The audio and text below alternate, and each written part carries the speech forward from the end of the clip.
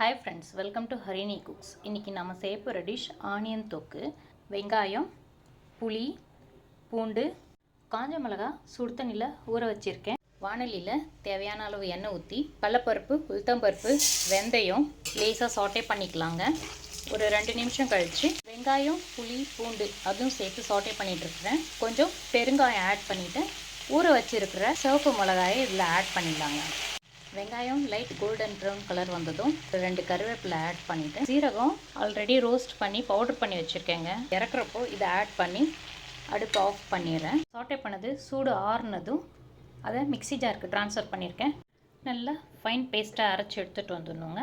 வாணலியில் எண்ணெய் ஊற்றி கடுகு, உளுத்தம்பருப்பு, கருவேப்பிலை போட்டு தாளிச்சிட்டு அரைச்சி வச்ச பேஸ்ட்டை அதில் ஆட் பண்ணிடலாங்க.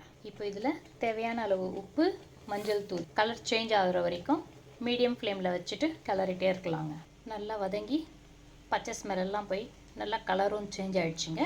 இப்போ இறக்கி ஹாட்டாக சப்பாத்தி, தோசை, இட்லிக்கு சர்வ் பண்ணலாங்க. தேங்க்யூ.